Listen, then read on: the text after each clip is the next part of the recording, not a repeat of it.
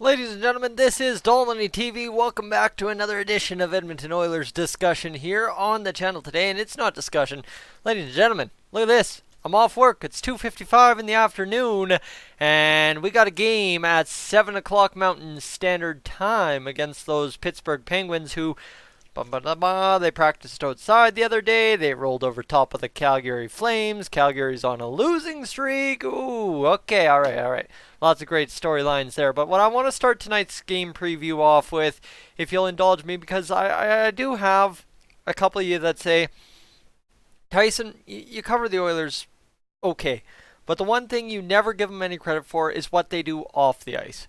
And that's one thing, honestly, to my total disclaimer, I haven't really done. So you scroll through the Oilers timeline, you're looking for those Oilers lines today, and you'll come across the Oilers Foundation tweet from 3 hours ago, if you're watching 3 or 4 hours ago, if you're watching around 4 o'clock, 3 o'clock, whatever it may be.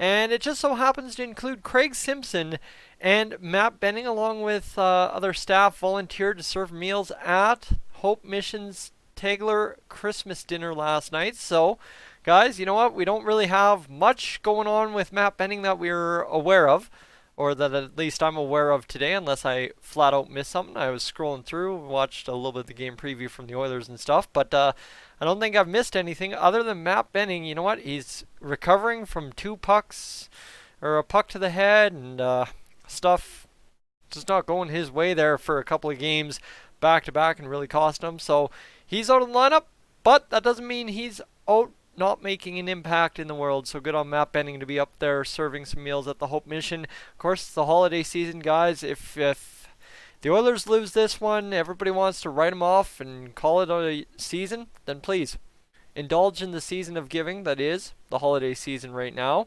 And get out there, and as I said in the last Lost video there, I said, shovel your neighbor's sidewalk, buy somebody a coffee at Tim Hortons in front of you. I don't care what it is. Just take the extra 2 seconds to pay it forward. It's the holiday season. Rather than be negative all holidays because the Oilers are losing, pay it forward. Go put a smile on someone else's face. That's all I've got to say there. All right, you know what? Enough of this. Game preview time. Let's get to the Oilers lineup versus the Pittsburgh Penguins at home tonight, a 7 p.m. start. Ooh, look at that. Mr. Ryan Nugent-Hopkins up there on the top line with McDavid and Kassian. Woo! All right. Why is this happening? Well, you listen to Dave Tippett in his press conference today. I listened to just the one snippet about 5-on-5 hockey, and it's very simple. Is the Oilers do need to find a way to get more 5-on-5 scoring. Obviously, well, look at what happened last game. We didn't score a single 5-on-5 goal. Our goal was a 6-on-4 goal, which if Kassian didn't take out a goalie, if Nuge didn't somehow tie up the defenseman, James Neal may have never scored that goal. All right, let's just be serious. But that's still not a 5-on-5 true goal where there's 5 skaters on one side, 5 skaters on the other, making a difference for each team. So you have to give credit where credit is due. Now that's it. The other line that's really going to try and drive the play, which, guys, this is the weird part about the Oilers lineup, is you look at these 5-on-5 lines here, the top 3, or the top 3 guys are within the top 6, but the 4th best guy, if I remember correct from my 5-on-5 video, Chiasson's on that 3rd line. So let's get to this. Neil, Draisaitl, Gagner. Neil is one of the worst players on the Oilers at 5-on-5. He's a mystery to me, but then again, straight up, how could you not have it be a mystery when the guy just dynamite on the power play, dynamite on odd man chances, but can't get the puck to bite 5-on-5, though the thing is here, the theory with having Draisaitl down the middle is, you look at how James Neal has scored his goals this year, right? Indulge me a second. Picture how James Neal scores. I'm seeing a lot on the top of the crease. A lot from the side of the net. What does Leon Draisaitl do when he is playing his best hockey? Ladies and gentlemen, he shoots the puck. And let me tell you, this is a message from Nugent-Hopkins as well. The D's going to be shooting the puck a lot tonight is what they're hoping for, and everybody's going to be shooting the puck a lot more. And the theory is, yeah, you need more shots to score, but the thing is, this Oilers team is built to grease goals. Literally outside of McDavid and Draisaitl and RNH, this Oilers team has to bang loose pucks home every chance they get. And that's one thing we haven't done. Gaetan has tipped some home. Kara's shot some nice pucks, but who's been banging them home this year, right? Sheehan's goal. You know what? Sheehan's goal, a nice bang at home on the backhand breakaway, sure. But who's been greasing our goals? Well, James Neal, one of those guys. So you get Draisaitl shooting the puck, which he does well when he's on his game. You get Gagne, who can feed that puck down low. Guys, this sounds like a recipe for success. I've said this several times this year. Let's not kid ourselves, not get too excited. The highs and the lows, manage the emotions, stay even keel.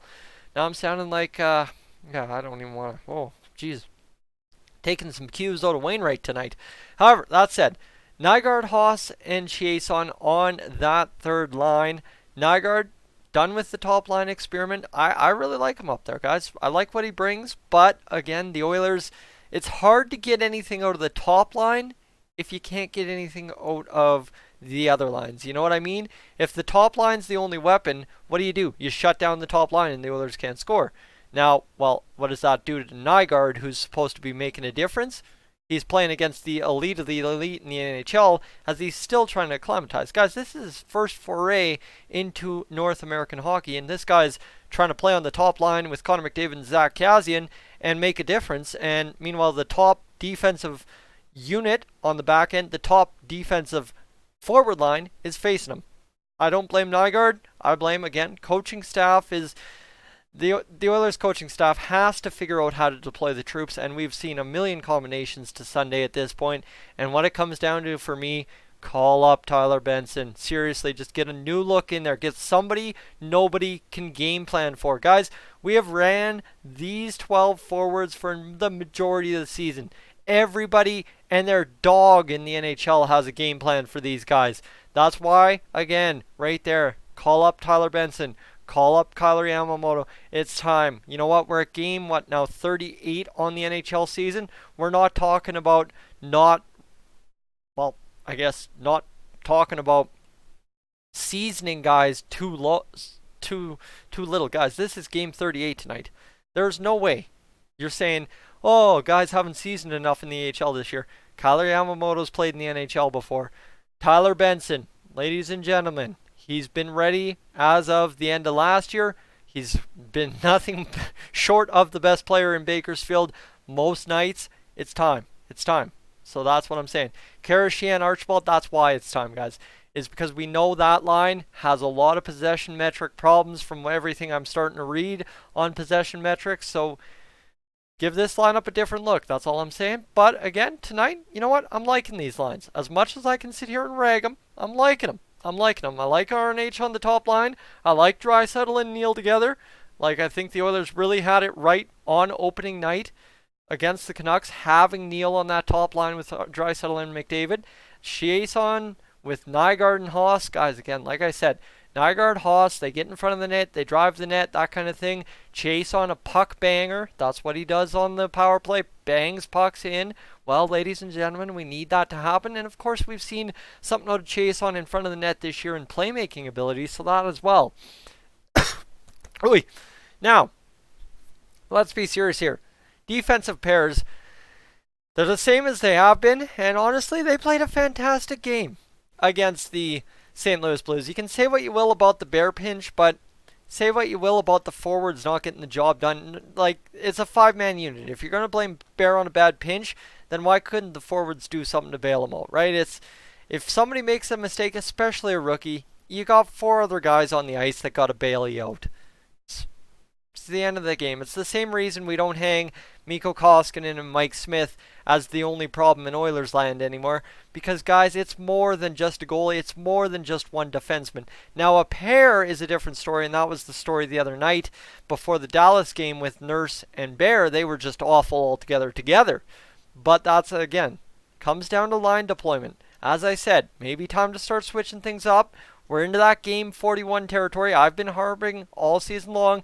Game 41, Evan Bouchard. Game 41, Bouchard. 41, Bouchard. You get where I'm going? You do. So I don't have to repeat myself a fourth time. Now, you know what? Deployment is key, but the problem is we were deploying Nurse and Bear as a top pair because we needed to get Klefbom and Larson back to their game. Larson back to speed in the NHL, that kind of thing, right? So, fine and dandy. I'm fine with taking the time to suffer it out and get the job done, because guys, we're a long-suffering fan base. You know what? An extra 5 games ain't going to cost me any less sleep. At this point, no. So, you know what? We got it back. Jones and Russell, pretty solid against St. Louis as well. Now tonight, we get to see if they can, all 3 of them, put it together, shut it down, let the forwards score 5-on-5, move the puck on the power play, shoot the puck on the power play, and Mike Smith gets back into the crease, and we hopefully get to see what he can do for a second time this season against the Pittsburgh Penguins. And here's the thing, if you want to use Mike Smith as a specialist, a team he's figured out, why not? I don't see why you can't use Mike Smith as a specialist, and that's what your backup should be. Your backup should either be a specialist who can go in there and give you a great game every time he's in, but he's only in once every 2 weeks, or he's a guy who can come in against certain opponents, shut them down, and allow the starter the better chance against different look teams. There's different offenses in the NHL, and if you match your goaltender to, well, counter the offense, maybe you've got something going, and that's what I'm hoping Dave Tippett has going tonight against the Pittsburgh Penguins. Because you know what? Okay, anybody else other than Pittsburgh, I would say, you know what? Yeah, Mikko should be starting this game. Mikko stood on his head. Now, Mike Smith, this is the perfect, like, go get your confidence back game for Mike Smith. This is one I'm totally fine with. Remember, right here, you see it on the sheet. 51 saves in Pittsburgh November 2nd. So he absolutely killed the Pittsburgh Penguins in Pittsburgh.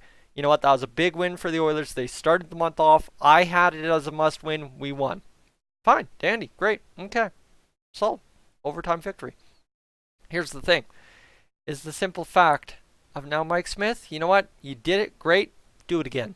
Let's see it again. We want to see that guy again.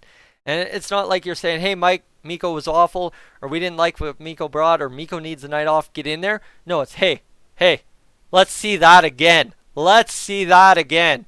And that's the fun part tonight. Guys, I'm Tyson, this is Dolynny TV. That's your game preview for this evening's 7 p.m. Mountain Standard start against the Pittsburgh Penguins. I will catch you around that time. You know what? It's Friday night. The wings are in the microwave thawing out. I get those cooked up by about 6:30.